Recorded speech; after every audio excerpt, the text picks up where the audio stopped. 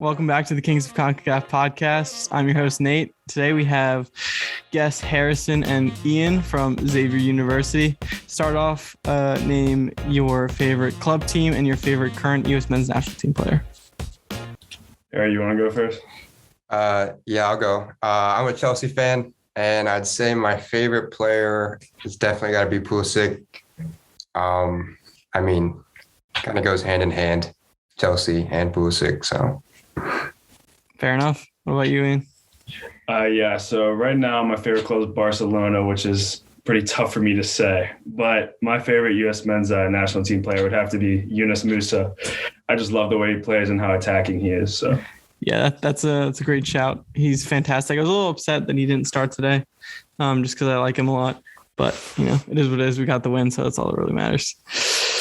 All right, so we can start off kind of by talking about the game, your thoughts, and then we can go just overall thoughts, and then we can go a little bit more deeply into the game.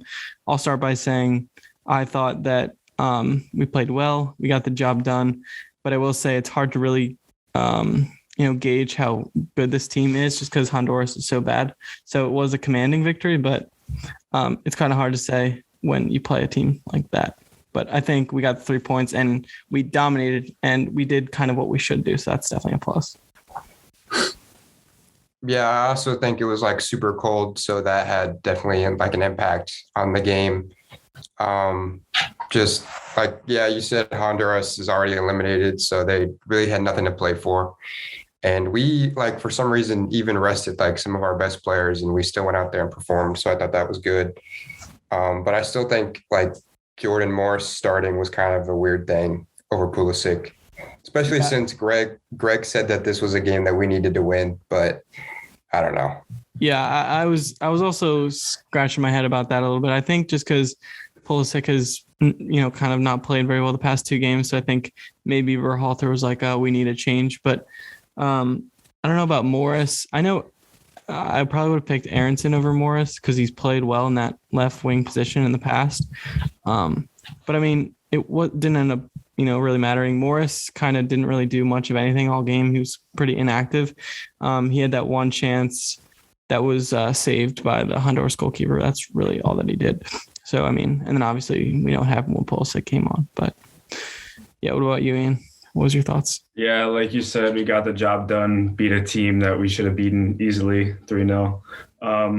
The thing is, the way we play is just so I just think we need to play through the middle more. I understand crossing it to Pepe. He's huge. He's a big body, but still there's no cohesion. I feel I feel like our tactics are just kick it wide and then cross and hope. And our crosses just haven't been that great, honestly. So other than that, we got the win, but I'm still not impressed. I mean, 2 set pieces goal. One of them kind of fell to Pulisic and the other one fell right to Zimmerman. So it's you can score 3 goals, but it's Honduras. So. Yeah. I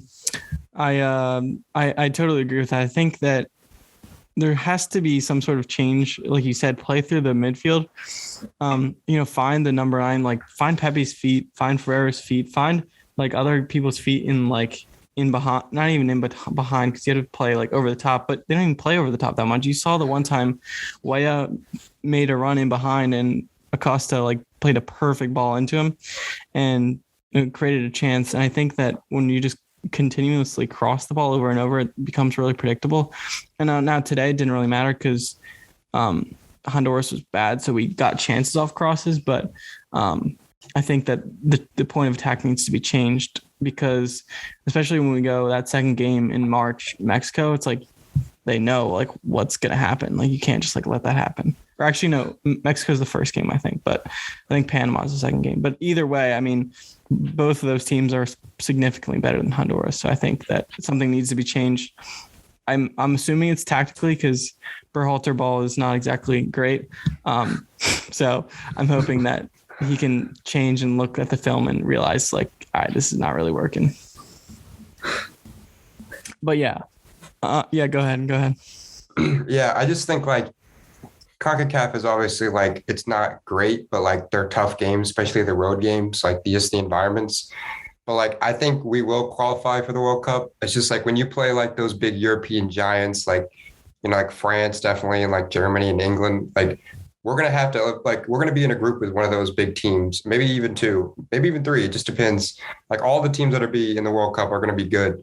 So like I think with how we're playing and the style, I just don't think it's very good. And I think we definitely need to work on that. And I think part of that is just finding like a squad, or maybe even like a squad like with a rotation where we can like effectively play like every single game like and be good. I don't know. I just don't think we're there right now. And that might just be like the youth, and like some of the positions haven't been very like I think we still need like a striker. We don't have like a set striker. I think Pepe is too young. He's 19 and he's not that much of a threat, even though he's like tall. I think his finishing can be worked on. But I just think there's a lot of guys like in the squad that even in this like roster for this qualifying window, like it could be switched around. So like Sargent could get called in, or like Daryl DK when he comes back from injury. I don't know. I just think once we like finally find our squad, we can like focus on like tactics. But then again, we have Greg Berhalter. So I don't know.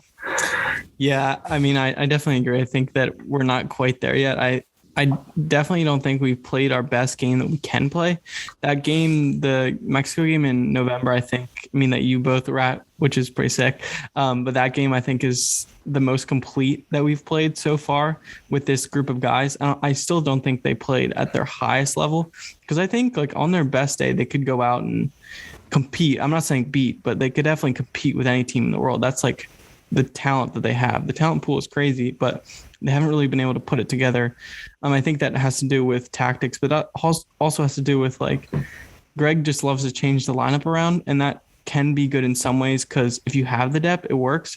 But I feel like we don't have, like we have the depth, but he doesn't utilize the depth in like the best way possible, because he's bringing on guys like Roldan, and he's bringing on, still giving chances to guys like Jordan Morris, who it's like questionable to me, because Jordan Morris has barely played in the last like year and a half, and you have other guys that could, maybe get the chance. I know this window was hard because of the other wingers that have been in the pool, like Hoppy Hugh just is coming off of injury, De La Fuente, same boat as him, and I'm trying to think of other guys that could play wing.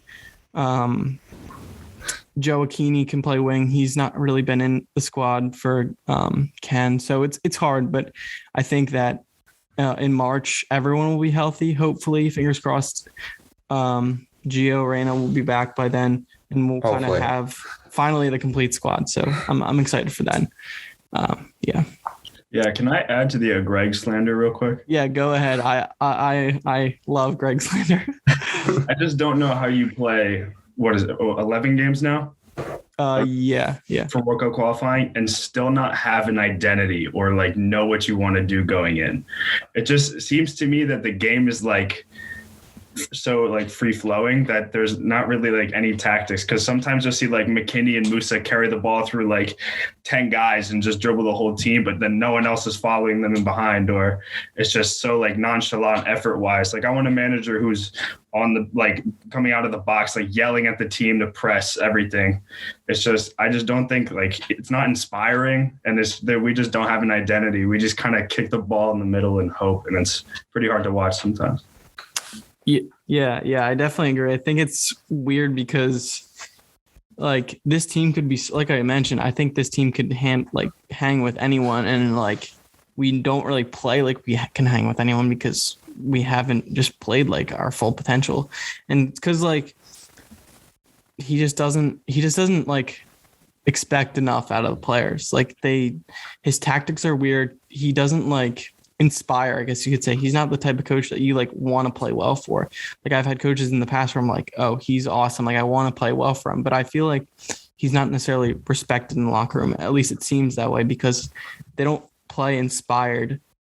Because when all these Americans they have these press conferences, they're always like, oh, I'm so excited to go play internationally for the United States, and then they come and it's like they don't really play like they talk. That's how I see it. So I think Berhalter is an issue, but I don't really think there's anything that they can do about it for now. So I kind of yeah. And like even it was in the middle of the game, he was taking pictures with fans. I mean, what coach manager would ever do such a thing? That's just blows my mind. And like you said, I think there's such a stigma against American soccer and how like bad it is, which is fair for previous history. But like all these guys are starting in top European, like half of our team are starters on like top European clubs, or at least that play in Europe. So it's just weird that they play like so well there and then they come back and it's just a mess. Yeah, it's weird. I don't get it. What I would say, I guess, if I were to say good things about Greg, it would be that he's definitely like recruited a bunch of good players. Like I guess Musa is one of them. I can't really think of any of the other ones, but I guess there's definitely is some. But like he's definitely recruited and like assembled a good team, a good squad of players. It's just like sometimes he won't call all the players in that I think he should. Like he'll leave. Like I think Joe Scally could have made it in this squad. He's been playing really well. And then I think like he didn't call in any of the European strikers except for Pepe, who hasn't really gotten a lot of game time with the recent transfer. Like I think, I guess Sargent scored the 2 goals after the roster was announced. So I guess that's makes sense. But like Jordan Pufok, I think he should be given another chance. So that's the only thing I would say is like he's recruited all these players, but like he just doesn't always call in the right players. And he leaves like the random MLS guys. Like Leggett is always in the squad. Christian Roldan, who he got subbed on today. And I just feel like even if he does call on like the right players, like De La Torre, he played like the first like game, like he hasn't played a full game. I think previously he'd only played like 13 minutes and he played like incredible today. And like, I feel like if he gives more of these opportunities to the players that, you know, have a higher potential than like the MLS players, and like we could be so much better. It's just like, I don't know. The MLS players, I'm anti-MLS players, except for like Kellen Acosta. He played good. Yeah, I definitely will second that. I think, like you said, with the recruiting, like Musa, he's brought in Dest. He's brought in even Pepe, because Pepe had the Mexican stuff. And I'm trying to think other ones. Like Alex Mighton, he was like brought in. He's the Nottingham Forest guy. He hasn't played yet, but he's like 18, 19, and he's like a bright talent or whatever. There's guys like that where it's almost like odd because you see his coaching style, Berhalter, and you're like, I don't really know why someone like with that much talent would want to come to like be coached by this guy. But if you don't know, he must be like a fantastic recruiter, because these young players like want to come play for the United States if they can. So I mean that's pretty cool. But then also your point with the MLS guys, it's weird because I think that lots of the community is like divided on the MLS versus Euro, and like Euro snobs, like that's what they call people. And it's like, I am more pro Europe like based players, but it's like, there's some MLS players that are good. It's like Matt Turner is good. Kellen Costa played out of his mind tonight.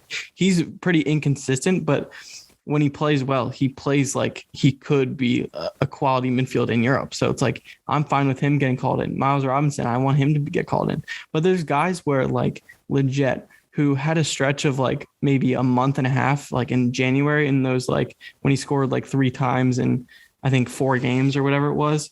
It's like, okay, yeah, bring him in then. But now he hasn't done anything in like 8-9 months. So there's no reason for him to be in the camp. And Areola and Roldan has never done anything. He has 30 plus caps with 0 goals. And I don't think he's had an assist either. So it's like, why? It doesn't make any sense. Bring other guys in that have not like had a chance. It's frustrating, but whatever. So we can kind of talk about whatever, but I thought it'd be fun to say who you thought was the best player on the field. I don't think we're going to disagree on this, but we'll just see what you think. I think the best player on the field was Weston McKinney. I think he's been like a baller the past 2 windows. And I mean, you saw some of the combination play with him and Weah. I think they're going to be like unstoppable for quite a bit of time, the 2 of them. But yeah, just wanted to hear what you guys have to say about that. Ian, you want to go? I can go, yeah. I was either going to say McKinney or Kellen Acosta. Just both the way that they controlled the ball, Kellen more so with his passing and McKinney more so like beating players.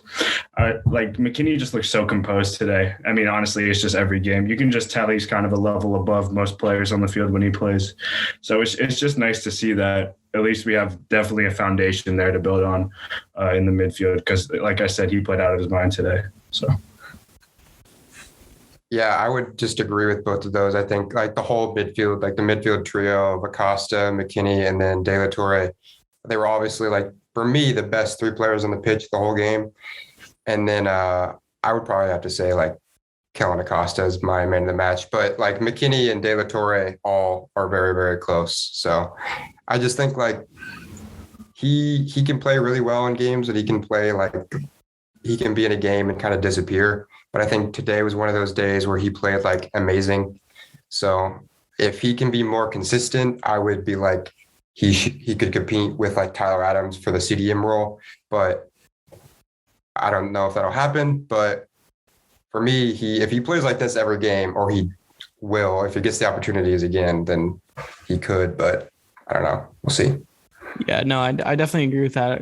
Costa played out of his mind. And on the point you made about De La Torre, I thought De La Torre was fantastic. I had noted, like written down in my notes that he, like, first 10 minutes, he was like playing really timid. And I was like surprised because when I've seen him playing the Dutch league, he's not like that. I think it must have just been nerves and the cold maybe because it was in the negatives and he had never started in a game like that.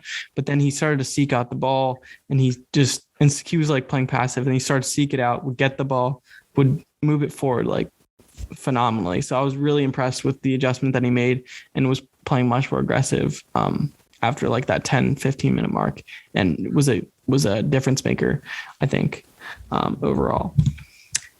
All right, we're going to do one little last thing and then we'll wrap it up. So you can all go last this time. We'll do biggest winner from this window in terms of like players and biggest loser in this window in terms of players. So, what you guys think? All right. So I think my biggest winner would be like McKinney. Like, even though he's kind of like a guaranteed starter, I think just like the performances that he's put together in this window and like the last window and how good he's been with Juventus recently, I think like he's been playing like really, really good. And out of all the games, I'd say he's playing like the most consistent and the best. So he's definitely like went up in my book, even though like he's kind of was already up there. And then my biggest loser, like player wise, I'd probably say like Zardes, just because he's terrible. Like he was terrible in the Canada game. I agree. I don't know. There's just like, there's not a thing even to like say about him because it was just bad all around.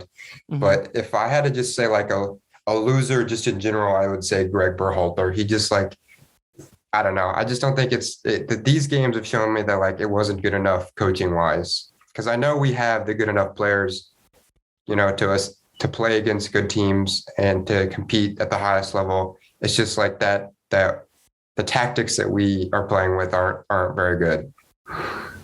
Yeah, no, I agree. I think that Weston has just further proven that he's definitely the best American at the moment. He's been playing out of his mind. And Zardes, I agree. I mean, he got his chance again in World Cup qualifying. It's like you got a chance in the biggest game of the window and you do nothing. Basically every single time you're on the ball, you give it up and you don't put away.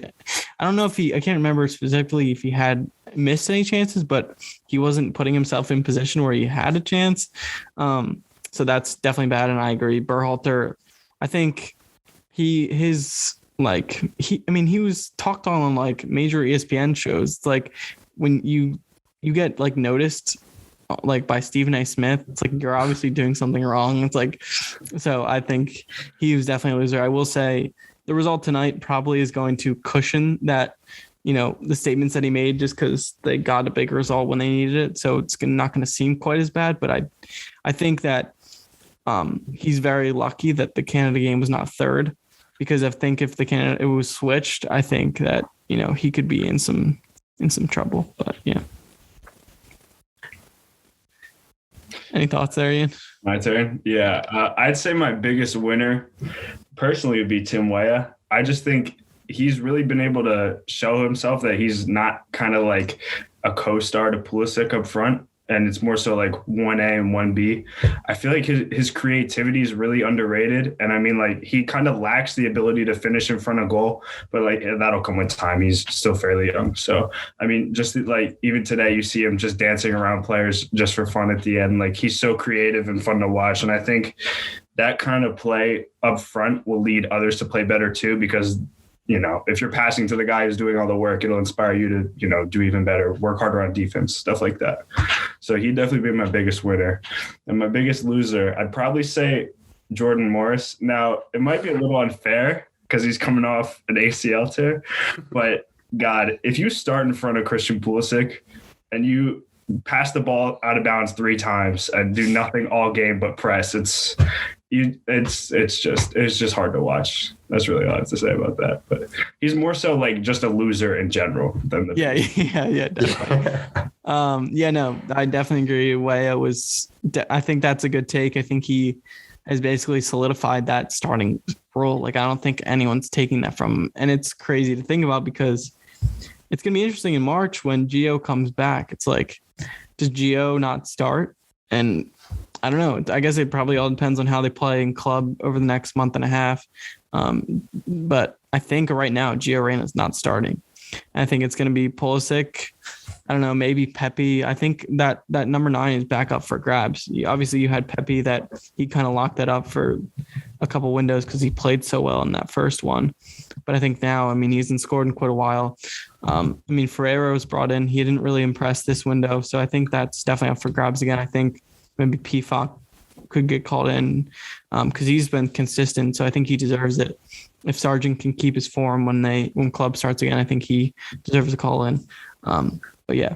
All right. So my biggest winner, I think, is Tim Weah. I'm agreeing with you, Ian, because I think he basically locked that starting role for, you know, quite some time. And the reason I'm putting him over Weston is because I think Weston has played so well that he's like already was like the player right now. And that's why I think Weston might have had a technically better window, but I think Weah already further solidified that starting role. And I would say my biggest loser is Brendan Aronson. And that is because he's as much as I hate to say it, because he is a Union guy, I don't really think he's ever going to get us. Well, not ever, but he's not really going to have many starting spots anymore because now Pulisic's healthy again.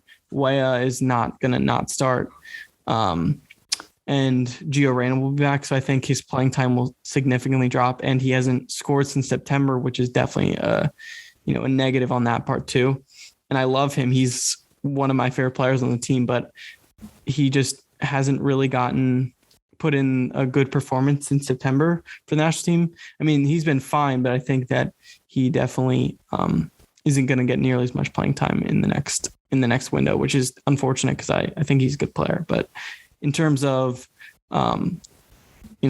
my biggest losers, because I think he just is not going to play as much, which is unfortunate. But yeah, can I add to that real quick? Yeah, go ahead. I just think we have so many similar players that are like winger, striker, false, like center forward hybrids, but none of them are really just that like poacher, that clinical finisher that like every team needs.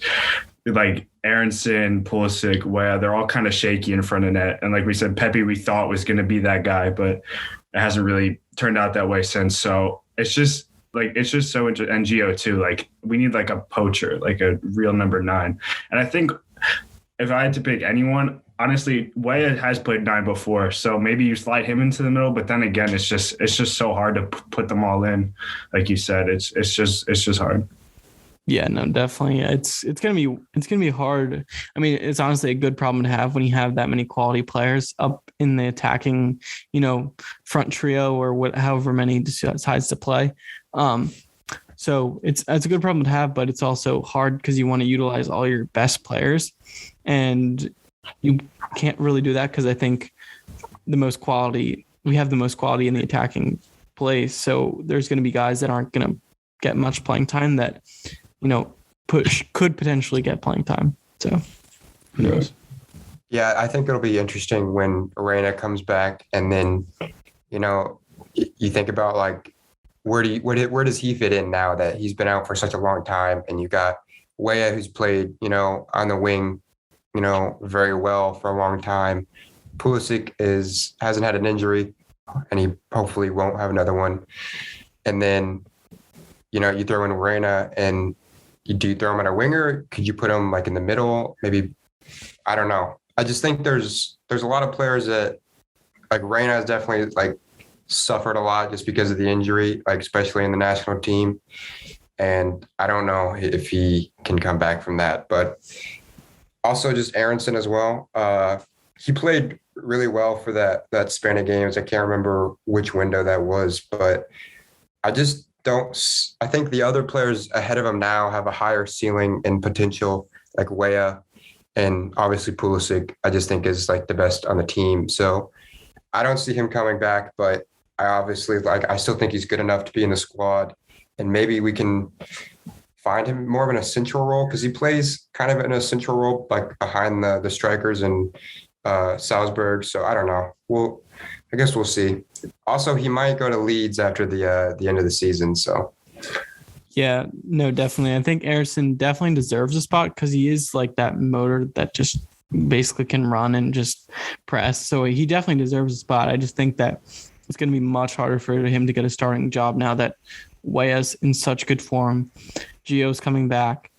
Pulisic, obviously, other than tonight, I can't remember the last time when he's been healthy that he hasn't, when he's been fully healthy that he hasn't started. Because obviously in November he came off the bench twice, but Aronson, I think in even 3 months ago, you would have said that no one can replace Aronson because he was in such good form. But now there's guys like Weah where it's like no one can replace Weah because he's in such good form.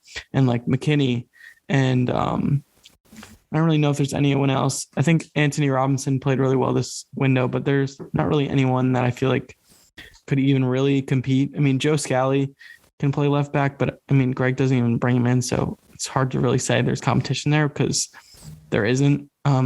So, who knows? I'm excited for March, obviously, because we get to play Mexico again. We have the chance to beat them again, which would be awesome. Fourth time in less than in 1 year, which would be insane. But yeah, I'm excited for that, definitely.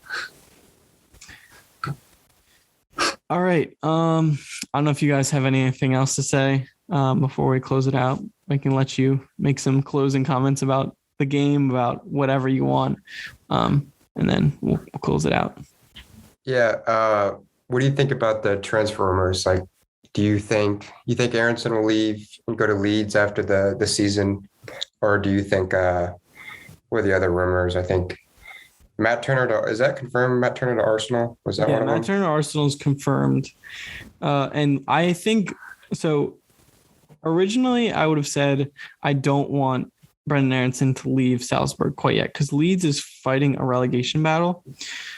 But I think that now that he waited until he's going to wait till after the season goes to transfer to Leeds, I think that's a great spot for him. Leeds has proven to develop players really well. I mean, you see some of these guys that have developed, like Patrick Bamford. It's like he was nobody, however long ago. Now he's banging out 12 to 15 goals a season. It's like, that's pretty awesome. You guys got guys like Rodrigo and Rafinha. It's like they're just performing at really high levels in an attacking role for Leeds. So I think that that's definitely a good move for him. And also it's like Salzburg is good, and people make the argument that you're not going to get Champions League minutes with Leeds, but it's like, okay, so Salzburg, they can get in the group, but I mean, this year they got out of the group, but I think I don't know if it's that significant in that he deserves to stay at Salzburg just because of the European minutes. I don't think it's significant enough. It's not like a team like Bayern, it's a team like City or someone like that, where it's like you're guaranteed to hit the quarterfinals. So you're playing 10 to 12 European games every year. It's like you might be lucky to play 5 or 6. So I think it's a good move for him. That was a very long answer, but I think it's a good move for him. Yeah. Yeah, I was just going to ask you about our boy going to Arsenal, Austin. Yeah, Austin Trusty, that's pretty sweet. I mean, I was shocked. I mean, obviously he's a beast and he is a great center back for Rapids. But so here's my theory. I forget the guy's first name. The owner of the Rapids, Cranky. He also owns the Rams and he owns Arsenal. So that's kind of my guess as to why he was sold there. But I mean, nonetheless, that's still sick. Because it's like a kid that literally grew up in our hometown and went to our high school. So that's pretty awesome. But I mean, it's a good move. It was announced that he's getting loaned back to Rapids until the end of, I don't think it's the MLS season. I think it's until the European season starts. So I guess that'd be like July when they start preseason. So that's pretty awesome. My guess is he'll probably spend preseason with Arsenal and then get loaned out to some other team because I'm assuming won't get first team minutes his first year. He'll have to prove himself in Europe before he can get in the first team. But either way, that's awesome. I'm definitely hoping the best for him because that's pretty sweet. Yeah. All right. Well, I guess we can wrap it up there. Good end to the window. Thanks to both of you for coming on. Definitely have to get you back on maybe after that Mexico game or wherever, just any random time. We'll have to get both of you guys back on. Yeah, thanks for coming on. Thanks for having us. Yeah, thank you. Of course. All right. I'm your host, Nate. That's Harrison and Ian. Thank you so much for listening, and I'll talk to you next time.